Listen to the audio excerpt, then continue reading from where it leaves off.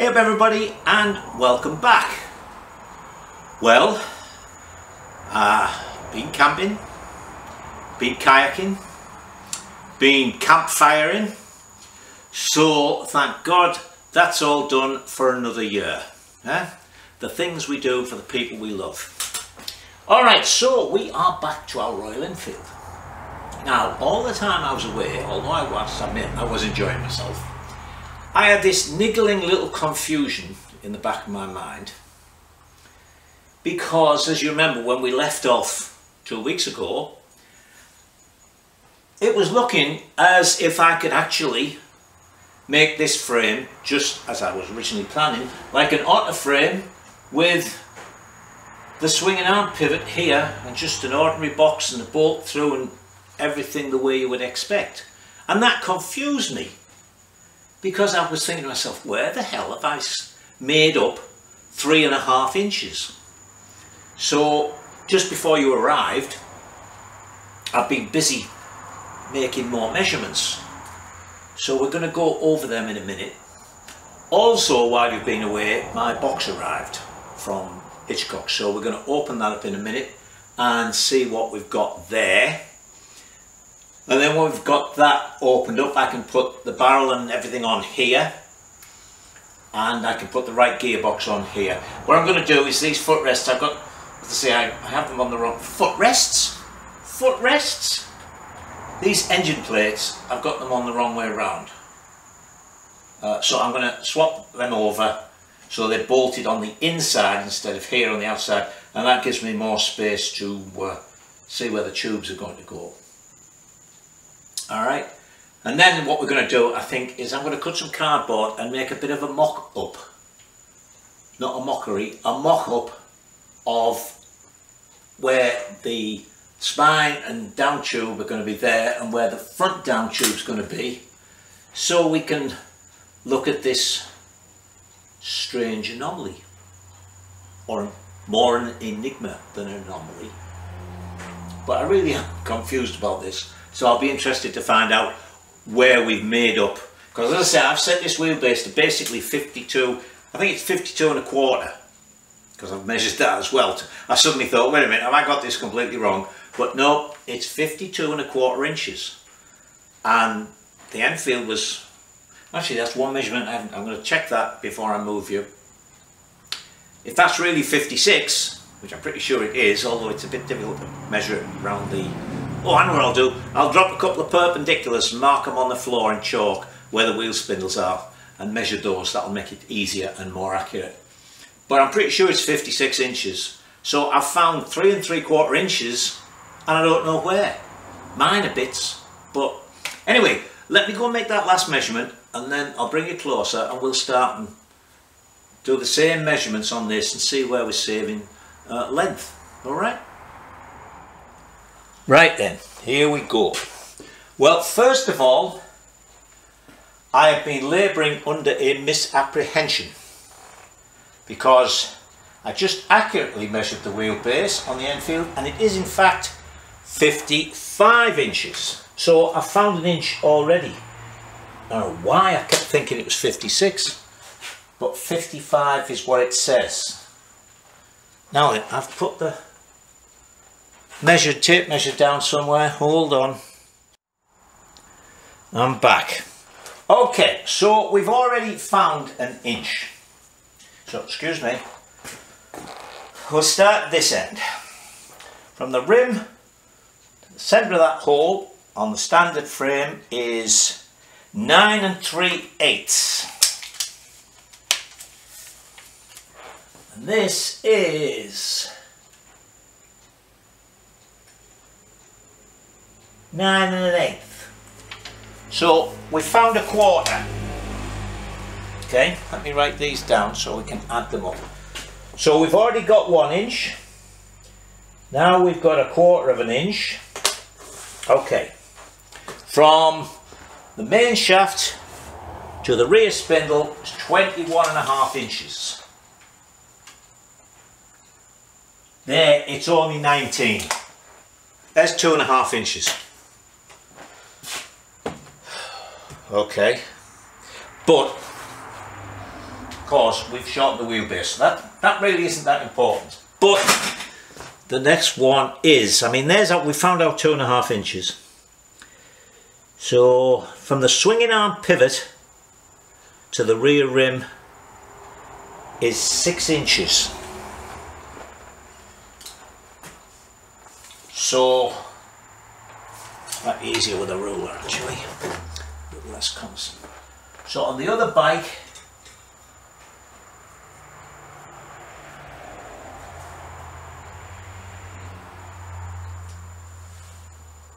six inches. So let's think, if it's 1.5 inch stuff at the pivot, that's 3/4 of an inch. So it's actually to the edge of the swinging arm, it would be 5 1/4. So there you see, that's nearly got our thing in. So we saved a bit there, and from the swinging arm pivot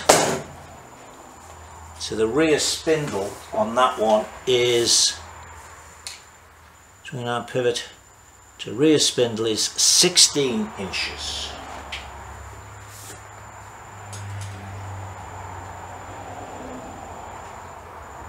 So we're making the swinging arm slightly shorter, we're making the front slightly shorter, we've got 1.25 inches definitely to start with, and oh, let me show you this.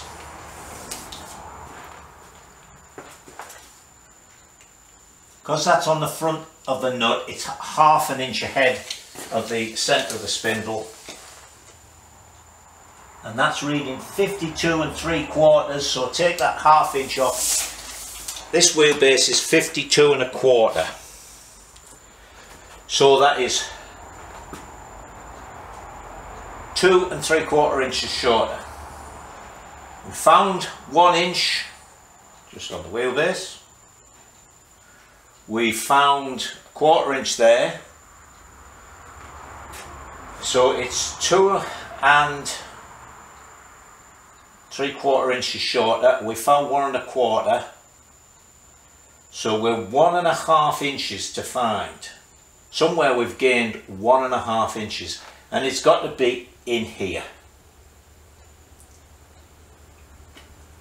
So, alright, as I say, I mean, I can move that forward a fraction still. I can even move this back 1/4 inch and still have a 53 inch or 52.5 inch wheelbase. And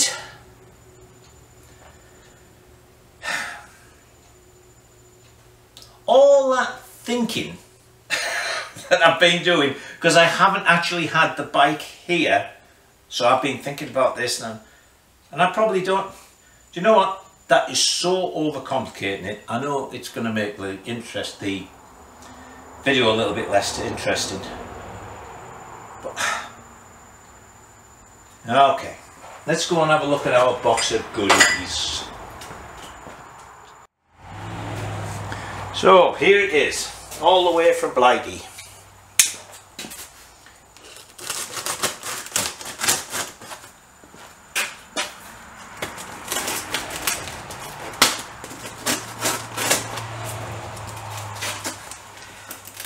And hope that everything is intact.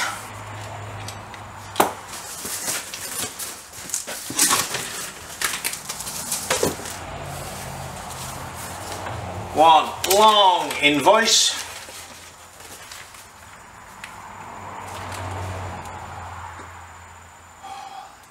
Good God, £97 shipping. That is bloody extortionate from DHL. Where are we? What are we at now? 1.3?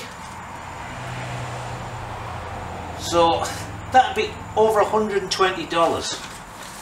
Man.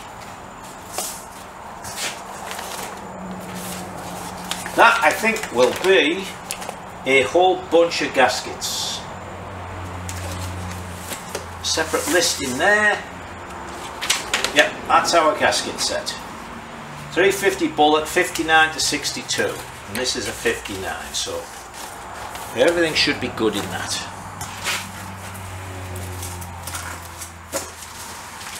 Oh, a box in a box. A box in a box.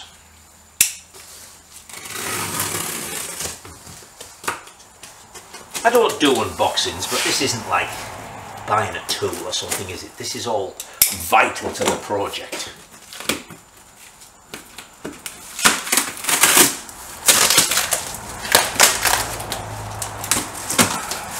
Oh, God.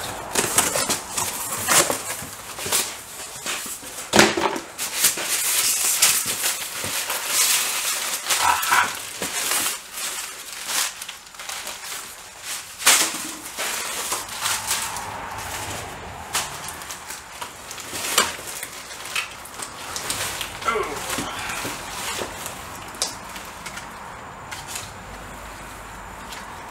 One. Ooh. Bloody hell.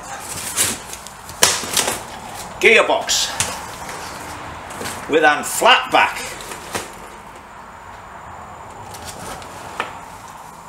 And a heavily hooked sprocket. Hang on, let's see how many teeth this has got. So this is probably a standard sprocket, right? 1, 2, 3, 4, 5, 6, 7, 8, 9, 10, 11, 12, 13, 14, 15, 16, 17, 18, 20 teeth. I wonder what the smallest sprocket we can get is. And that'll be a 530. We don't want a 530, so I hope they make a 520. But actually, one thing, that nice big sprocket is going to give me a good face to put a straight edge on. So anyway, there's our gearbox. Bought sight unseen. They wouldn't comment on the quality of the internals. So hopefully the internals are all in there. Gear change mechanism is in there, so that's something. Hang on, there's stuff written on the back. Constellation, Meteor Miner, Scissor Clutch, 57 Apache or something else. The Apache, by the way, is, I think, the name they gave, no, they gave that the Woodsman. I was trying to think of the name they gave the Enfield when it was sold as an Indian here. So hang on, let me take that box out and I'll put some of this rubbish into there. Make sure there's nothing else in there. Nope. This is weird stuff, isn't it? Oh, here we go now. Now we're getting down to interesting stuff. What's this?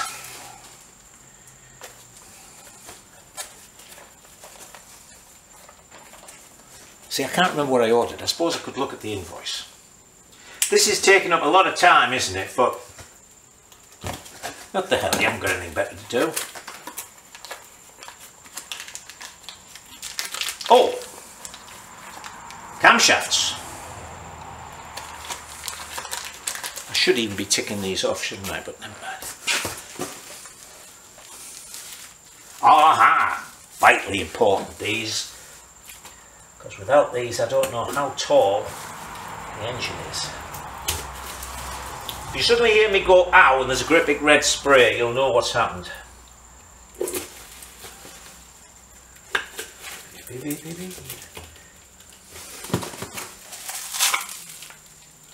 Alright, one pair original used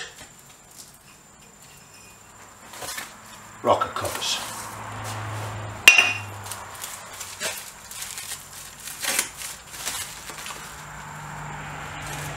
Seem to be any holes in them. Very good.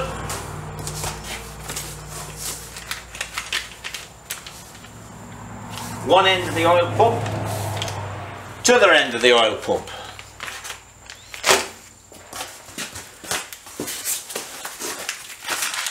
What's these going to be? Push rods. They're long. Oh.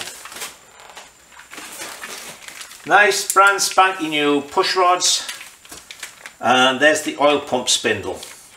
There's the worm drive in the middle, and there's the eccentrics at each end to drive those two oil pumps.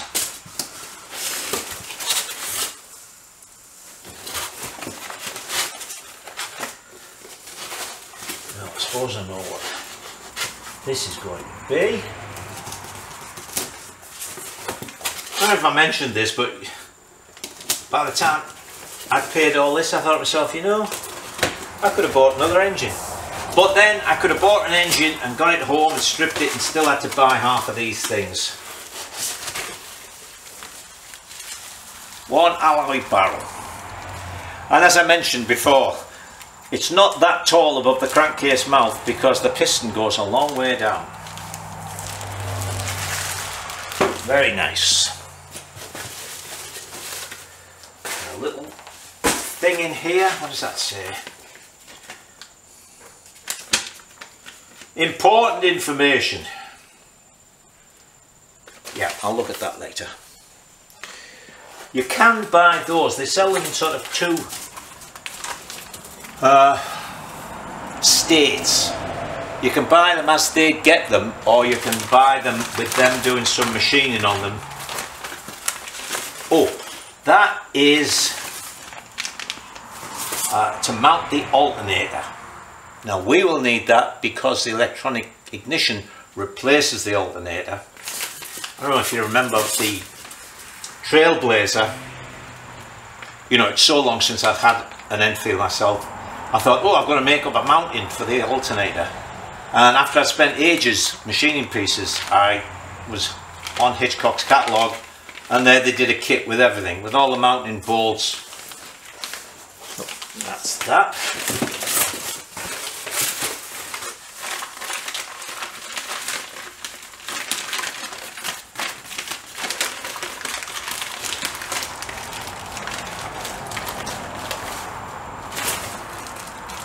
Valves,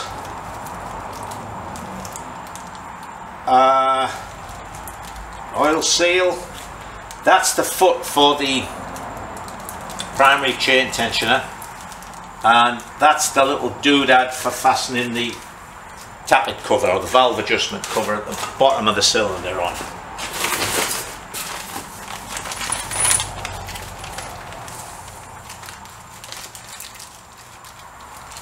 Crankshaft pinion,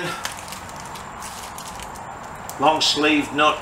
Oh, that might be the chain. Oh no, that's the chain case one. So I don't know what that is.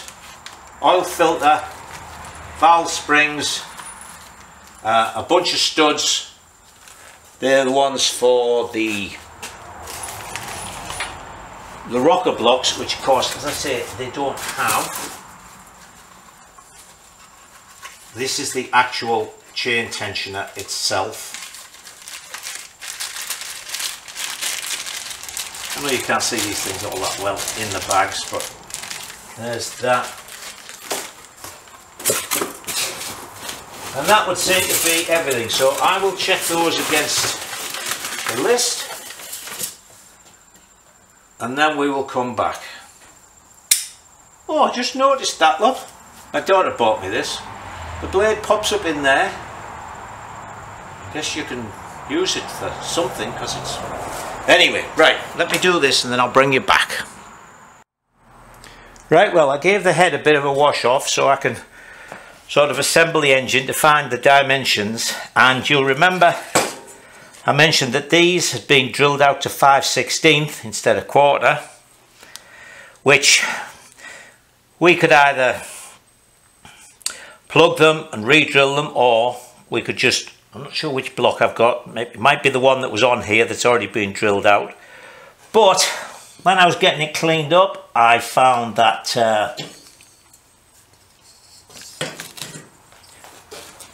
I'm trying to make sure you're always in picture here. See that? All bent, bent. Bent.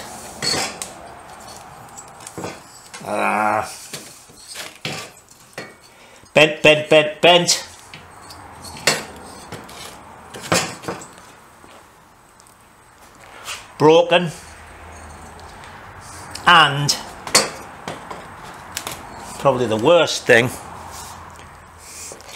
I don't know if you can see that, like there's a great big, I don't know if a valve's head broke and smacked into there, but something has really, I can get my fingernail right into that. Somebody has started to work on this because there's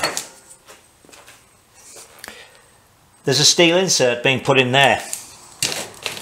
But I'm beginning to think that's scrap or more work. I mean, all right, I can do the fins. I suppose really they've put a plug in for where the decompressor goes. That's maybe because something smacked into the decompressor, who knows. But God, really, that needs to be welded up and reworked. I'll maybe bead, and the face here is terrible. God knows what's happened to this cylinder head. See, things like that, edges like that, are no good in a combustion chamber. They're going to become hot points.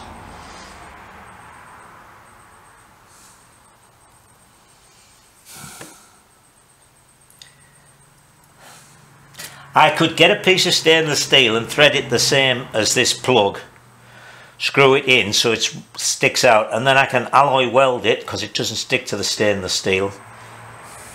God, it's even nasty in between the two valves.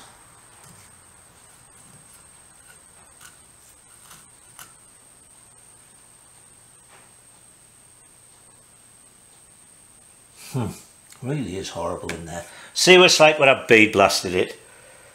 But may have to cast around and find a new head. But as I say, for now, forgetting the dimensions, I'll just get it completely cleaned up. We can put it all together and see how tall the engine is, everything like that. Alright. Well, I cleaned this head up a bit more, give it a bit of a bead blast, and here's the inside. It looks to me, I know, did a valve actually break? See that there? It's smacked right over this. There's marks on there. The inside is pocked. There's, look, marks in there. This looks terrible here.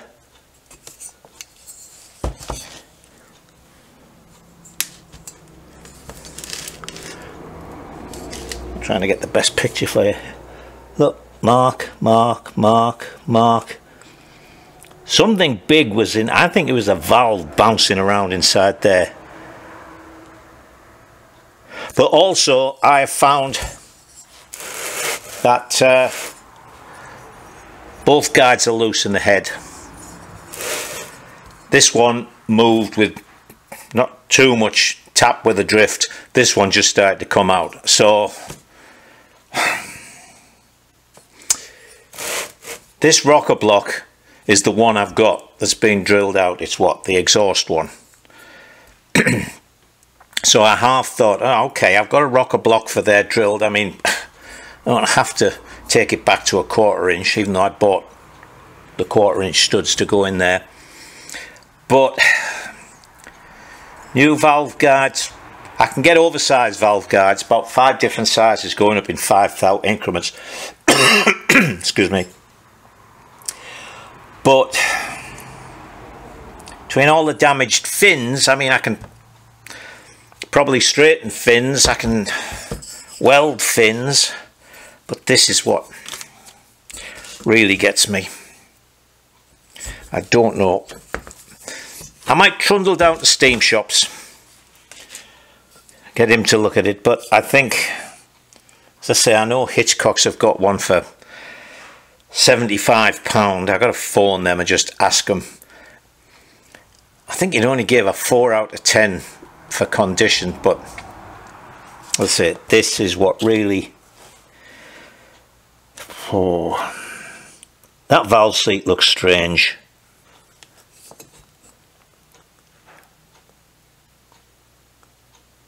I don't know, I'll have to get a more experienced opinion on that. Alright, let's get on with other things.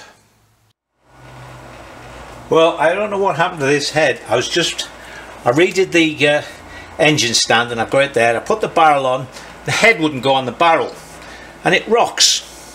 So I measured the spigot, it's 3.495. I measured this from, where are we, front to back, and it's basically 3.500. So, but across here,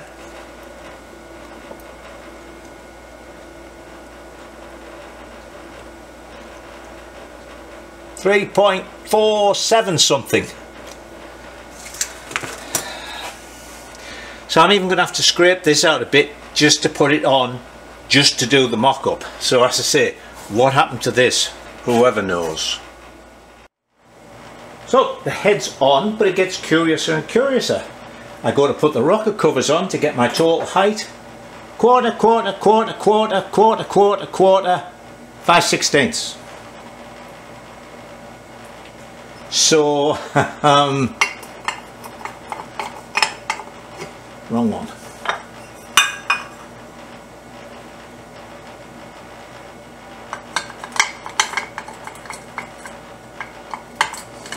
Oh, come on, stop messing me about. I just had this bloody thing on here. No, it is the wrong one. There we go. So what I'll do, because I'm obviously not going to drill this out to match that if I'm going to get another head, is I'll put it on like that, so that at least I know where things are going. Okay. So I've changed a datum, if you like, a measurement point. I was measuring from there to there. Suddenly struck me that my Enfield with the Yamaha 650 forks on has got the wheel spindle under here. So I thought possibly, I don't know if it makes much difference to the, but it would affect the overall weight distribution. I decided to measure from here to there on the Enfield, because if I keep that at 9 inches, I'm pushing it further back from this. At least it's not bringing it forward, but for the moment I'm working on that. The other thing I've done is I've made a couple of pieces of, this is 1.5 inch, so this is the same size as the diameter of the tube. Now if I don't know if you remember, when I built the Otter, that top tube was virtually at right angles to this, and again we seem to be about the same look. So I have that, and then I have, my stomach's rumbling, I think I'm going to have to go to lunch. Another piece which I cut to length, and that is the bend that my tube bender will make with 1.5 inch tube. So that's going to go there, and that's going to go about there.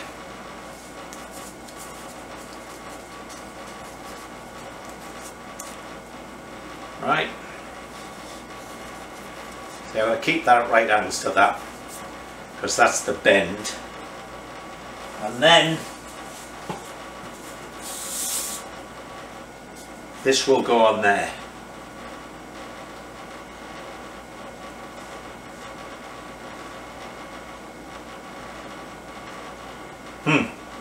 Anyway, this is what we're going to do. We're going to try and put it all together like that, and then make a complete template for this piece. I'm going to bend this piece. You remember I welded it, the other one, but this looks as if there's going to be masses of space for, oh, I've got to put a carburetor on. Carburetor. And I'm not going to use an anal this time, for one very simple reason. I happen to have, I don't know why I didn't use it before. Oh, I don't think it would fit in before. I have a 26mm OKO, so we'll put that on because I've already bought it, so I don't have to lay out vast amounts of money, because the anals are really, even at my sort of discount, they're a bloody expensive carburetor. So let me bolt that on. Right, so there we've got that on, and a bit small, I know, but as well as an ordinary straight top, I've got this top with the curved cable entry. So that's going to be fine.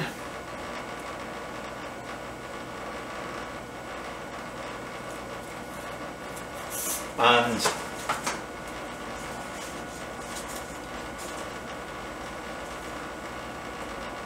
yeah, I think we'll be alright for air filter for that as well, because it's at an angle. And that's going to be right back here. Yes! That is all good. Oh, and now I really must go and have something to eat. See you shortly. Right, now, because I'm rethinking the swinging arm mount, I'm going to mention something about that in a moment. I wanted to have a little look about the frame. So as I said, this cardboard's 1.5 inches wide, so that's the same as the diameter. This is the centre line of the engine, and that's on the centre there. So this is, I mean, this is the thickness of a piece of cardboard away from being exactly centred. And that's about as high as I want it so that I can get the cable in. Actually, I'll probably be alright, I can point it slightly to one side. Okay, so the next thing we're going to do is we're going to put a straight piece up here, and then we will put that curved piece to it and mark where that's going to be. Then we'll tape all that together.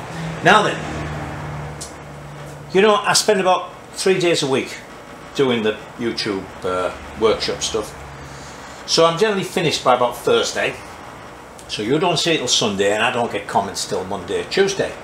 It's amazing how often between that Thursday when the comments appear, I think of things and then it's mentioned in the comments. So I had a comment this week, somebody pointed out something which I just had a thought of, and that is, hey, how often do you take the swinging arm out of the frame? You know, leave everything as it is, just take the swinging arm out. Virtually never. The only reason you do that is to change the swinging arm bearings or bushes. So it doesn't matter really if this chain case and that cover the ends, you know, if I can't put a bolt straight through. So let's not worry about that. I'm going to put this cover on here and then measure how much space I've got, and then we'll do it like an ordinary box. But to do that I need to know where this tube here is going to be to make sure I've got enough space. Alright, so let me somehow fix up a piece there. So there's the next stage. We've got our vertical in, and I've checked that is vertical, and that still gives us plenty of space in there, see, to put our cross piece in.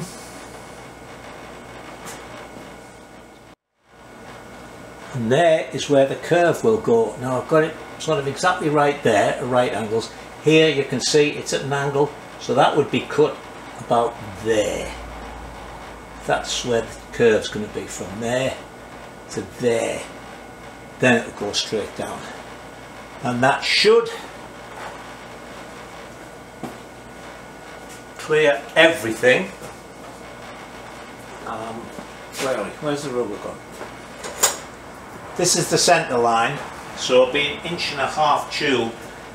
That means there'll be 3/4 of an inch either side of this. This is 1 inch wide. So actually the carb is now so that the cable coming out is going to be on the outside of the tube, so that's not going to foul that at all. Look straight from the back end here. So I'm going to mark that, cut it, mark that, cut it, and then we'll actually fasten that together as it should be. Okay, then we've got to decide what we're going to do down here. So let me get this cut and stuck together properly, and then we'll put the chain case on Oh, by the way, see that? That's a 20 tooth. Now this box came off a Constellation, so I'm not quite sure what the gearing inside the Constellation was like. I'll have to sort of look all those up. But as I say, that's 20 tooth, and I can get a 13 tooth one. Alright? So that's 7 teeth smaller than this, which means 15, 16, 17 teeth bigger on the back end. So that's a big change in gearing from that standard gearing.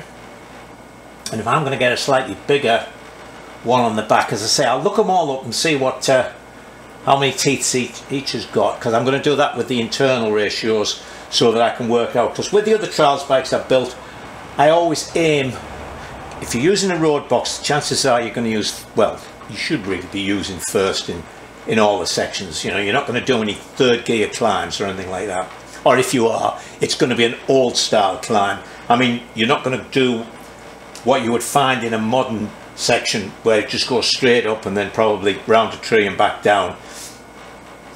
So first, and a couple of the riders I know who I really respect, always riding first in the sections on their vintage bikes. So I always aim for the first gear of a total reduction of 40 to 1 from there to there. So you do that, you work out this reduction, crankshaft sprocket to clutch cage, then you have the internal ratio, and then you have the ratio from this sprocket to the sprocket on the back wheel. And when you use the multiplier of all three, you get your final ratio, and that you want to be about 40 to 1, and that is perfect. That will just trickle along really nicely. You can get away with a higher ratio with this engine because you can run it at, like, you know, 200 RPM. That's perhaps an exaggeration, but a couple of people who've ridden my Enfield said, oh, you've got to gear it down, it's too fast. And that's just because they daren't run it at the sort of tick over speeds that it produces enough torque to drive along at. Anyway, let me do this and then we'll come back to chain case. Well, as you've come to expect from me, I cut it in the wrong place. I actually had to put a little piece in there. I cut it and it was, so there we go. That is now basically how it should be, and that is because that course goes onto the top of the box. Don't forget, it isn't going behind the box, so the swinging arm is going to be there. So if I put that like that, you can see that there's plenty of space there, and that goes inside the box when we work out how we're going to do that. Alright, so that's that. Then hang on, there's one other thing, excuse me. We want a seat height of about 29 inches. Then you get an inch or so of, oh, that's fine. So we're going to take the seat pieces off there. How much can you see? Hold on, let me move you slightly. We're also running out of battery here.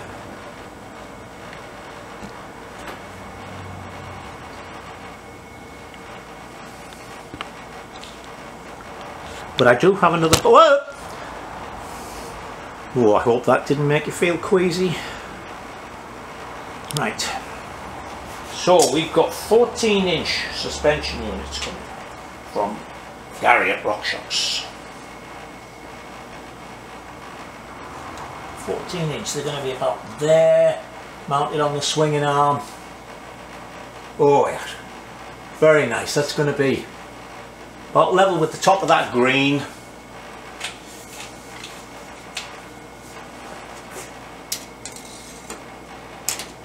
$27, perfect. It's going to have a nice low seat at the back, which is exactly what we wanted, and it's going to be slim. Very good. So a new day dawns. This is where we left off yesterday. And it's just struck me, I've forgotten to phone Hitchcock's to ask about that head. This is so annoying, it's the 5-hour time difference. the number of times I'm going to phone, even if it's a friend, and then I forget, and before I know where I am, it's evening and it's 10, 11 o'clock at home. But certainly with businesses, of course, if I forget to phone in the morning, then I'm stumped, because by the time I go up at lunchtime, they're closed. Anyway, there's what we're going to do there. So I think the next thing to do is to design our swinging arm box, because we're still going to do a couple of little clever things because of this at the end. I think I've fathomed out how to do it. It's not nowhere near as complicated as if we were going to weld it on the bolt it on the back of here. So I'll put the chain case on so I can measure how much we've got in there, and we'll measure. There are 2 spaces that go in there. That was dirty, it won't go in. One on the other side. Then also on the other side we've got to remember to put the to have enough space for the bracket that the caliper goes on, because the wheel spindle goes through that bracket. And then we can decide how long it's going to be at the back, how long it's going to be at the front, where the tyre is going to be, all that sort of stuff. Then we'll go mark it out with chalk on the welding table, and we can start making stuff. Alright. Oh, overnight I was thinking about ground clearance. I've got this now. You can see I've actually put some wood underneath. I've got it, it's 10.5 inches. Just standing. But I have to admit I slipped up a bit with the Triumph Otter. As soon as I took it off here actually and set it down on the ground, I looked at it and thought, damn, I haven't given it enough ground clearance. You remember, I was keeping the engine low. I didn't want it right up here.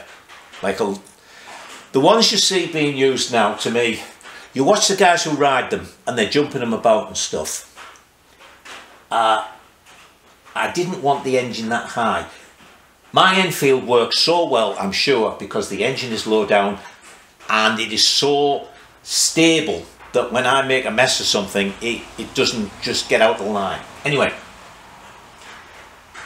with the Otter, when it was all down, it could do with another couple of inches, I must admit. I've been looking at it to see how I can add a couple of inches without any massive changes, which I think I've worked out. But I was thinking, oh shoot, you know, this is... I think the reason I went wrong there was because I didn't take into account the amount of sag. You know, like I've set these wheels, that's the height with the tyres and everything, but as soon as I put some weight on, the tyres are going to squish an inch. The suspension's going to swish, so I was really perplexed as to why I'd lost ground clearance, and I realised now that's what it was. So I was wondering about moving this higher so that I still had a reasonable amount when it's squished down. But you can see here, if I moved any higher, this top tube's going to be up here. It's going to be ridiculous. So I don't go over big things, and they are going to ride this, so what the hell. Alright, so let me take some measurements and then we'll go over and start laying the design out. Alright, over the years some of you might have noticed that I'm a little bit measurement challenged. I just laid out all these measurements, width of the hub, how much space I've got in there, length, everything on the welding table. And when I looked at it, I thought, this isn't going to work. I can't get into that. Both sides. I really did sit down and think, oh, bollocks. But every time I came back and looked at the actual bike, I found, yeah, there's space for that to go in. The way it looked on the drawing was as if I had to have a piece coming out like this. So I fell back on the good old familiar and made some bits of cardboard. Well, the other side is fine. Now look at this. See, if I put that... Oh, actually, that's not going to go there. That's going to go...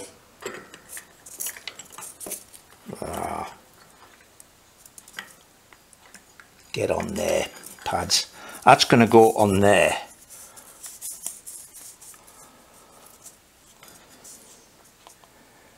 Actually, no, that one's got to go in tighter.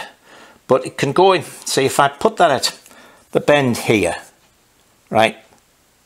So let's remember that's a bit of an angle, but that goes in there fine. Walk this way. All right, there's the tyre. You see I did have it marked out square, and I've just gone and got that clever little thing you've seen me use before that makes the angles, and that's the actual shape of the tyre. This out here is hang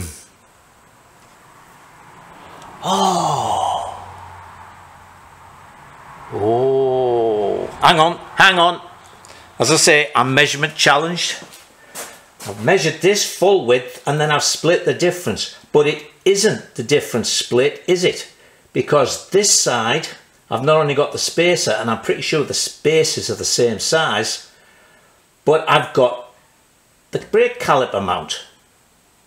So this should be wider than that. That's the chain line there. So it's not going to make much of a difference, but it is going to make a difference. It's going to mean that this is going to be in slightly, and that is going to be out slightly. Hang on, I'm saying this. You can't see it, can you? Oh, bugger.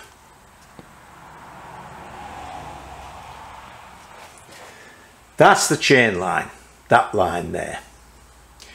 And this is it that piece? No. This is the one I made up for this side, yeah. Now, this is actually going to be in. But that's all right, because we can put less of a bend. We've still got plenty of space. Where are we? See, we've still got plenty of space to get it in. It doesn't come right to the end of the swinging arm pivot because the eye goes, no. Right, yeah, the eye bearing's got an 1/8. So actually, this oblong here should be 1/4 of an inch shorter, an 1/8 at either side, to take account of the bend. I'm going to have to wipe all this off and redo it. But let's take it that that's going to move out a little bit. Well, in fact, we tried it with that thing on, didn't we? So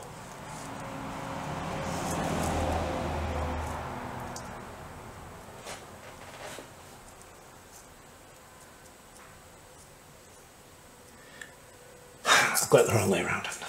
Long ways first, that's it. And we said we were going to angle it slightly. So even if we're out, yeah, we've still got, it's weird. All right, I'm going to wipe this entire table off, redraw the whole thing, and then I shall bring you back. Right, well, I've worn myself out walking backwards and forwards between here and the bike, and I'm pretty sure this is exactly right. I'll check it all again, but I think so. Okay, centre line down through the wheel, through the bike entirely. This dotted line is the inside edge of the chain, right? So that we know we're not going to touch the tyre or anything like that. This line here is the centre line through the rear wheel spindle, and these here are the two outer spacers that go in. So you'll notice this one's further out slightly, and that's because this one's got, I think it's about a 1/2 inch spacer, but this one's got more than that because it has the oh, my mind's going up because I'm getting hungry. That mounting for the brake caliper. All right. So I measured them this time. Instead of just measuring the total size, I measured them from the centre line to the outside of that spacer and the centre line to the outside of that spacer there. So that's where the swinging arm ends are going to be, up against that, because that's where the wheel spindle is going to come through. This is the centre line of the swinging arm pivot, and this is the tube, 1.5 inches. I got thick walled for there, so that's where that will be. This is not where the box is going to be, because I've taken into account how much space I had each side, and on this side what we're going to do is we're actually going to use a piece of 3/4 inch. I've got some 3/4 inch 4130 that's thicker walled. We're going to use that to make that pivot, just like on the BSA, the oil and frame ones. It's hollow, and just like that on this end, to keep it as thin as it can be, because we just decided we're not going to be taking this bolt out, we're going to have a plate welded 1/8 inch thick, right? So here on the end of this, there's the thickness of the Argus bearing, then there's the 3/16 of the plate I'm making the box out of, then there's 1/8 for that, so the box will actually be out here. And on this side we've got again the Argus bearing, the thickness of the plate, and then a nut, because the chain case is sort of out here somewhere like that, so there's plenty of space for that there. And here the inside of the gearbox is like that, because that's at an angle, you remember. So with a plate on, we're fine. So that is everything. This is the tyre, and again with its actual contour. So let me think. So this one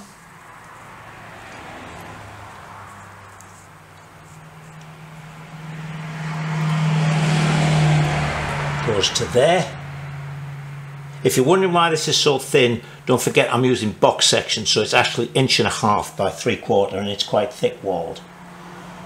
So that would be up to there, that would be up to there, and we've got space for the tyre. Keeps moving. Alright, now on the other side, as I expected, because the gearbox is here and we can't get as far out, I knew this was going to jog out a bit. So this is roughly how this one is going to go. Like that. Now what I can do, as you see, is put a little bit of an angle in here and actually move that in a bit, and then move that out a bit, and have it angled there. So it fits, and I've had fits thinking about this. Same here, I can always slightly angle that a little and stick it out more before it's straight, and before it comes back here to be straight, because here it's got to be straight because we're going to make those plates that hold the wheel spindle. So it works. So what I can do now, actually I don't have to use these, I can draw it out on here. I can use these as a rough guide to draw it out, because don't forget we need here we need the space for the chain as it goes over it. So I can draw it out on here, then I can get my oblong box section tube, cut that, coat the ends, cut my piece tube for there. Then at this end, what we'll do is we'll mill into it 1/4 inch and weld the plate to that. Alright, so once again, oh, it's leftovers today from yesterday's dinner. Hiker's hot pot, which is sort of it's a casserole thing. It's got sliced potato in it. I don't know why I'm moving the camera. It's got sliced potato in it, and then it's got Italian sausage, chunks of that, and pork, and diced tomatoes, and she uses the spicy tomatoes, and chicken broth. It's really nice. So I'm going to go and eat it, and I'll see you shortly.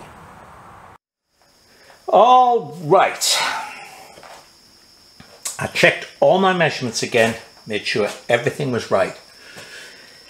And what I've marked in here is, I knew I should keep this. I kept the template that I made for the ends of the swinging arms on the Otter.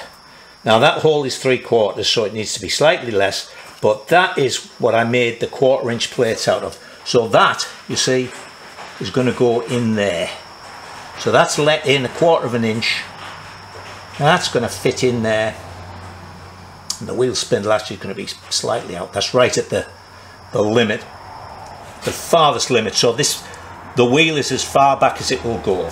And I actually went and rechecked the curve of this, and it comes further back. So we have lots of space everywhere. So now, next thing to do, I think, is I will cut this piece of tube to length.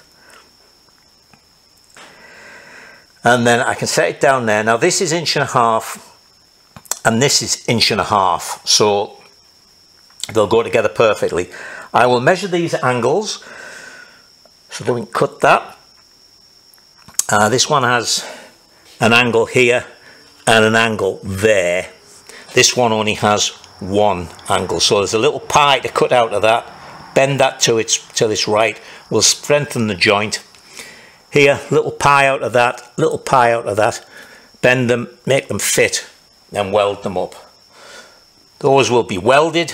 All the rest of it will be bronzed. And when we've got this built, we will put a gusset plate right like that. See, it'll be nicely away from the tyre, but it'll tie those, and we'll put gusset plate top and bottom. I think rather than put a piece in there and a piece in there, I'm going to make a plate to go there. Maybe only out of 8, something like that. Something just to take those forces and the twisting forces a little bit. Although obviously it won't take the twisting forces too much because it's flat. But should be fine. And I don't think there'll be any twisting forces that way, because this is on, don't forget, this is on bushes. So this doesn't provide, when the wheel goes up, there's virtually no resistance vertically. The wheel might try to do this, and it might try to do that a little bit, but basically that gusset plate will take care of all of that. Right, so actually, yeah, I'll do this first, and then we'll cut the appropriate length of this, and we will mill that out, both sides. Then we can do our notches and get stuck in. Also should mention, because somebody will spot it, the reason that comes to there before it bends in is because of the sprocket, right? Because there's the chain line. So actually that's the inside of the chain line. So the inside, that'll be on the inside of the sprocket. And I just measured the sort of 65 tooth sprocket I've got on the Otter and the other Enfield, and they are 6-inch radius.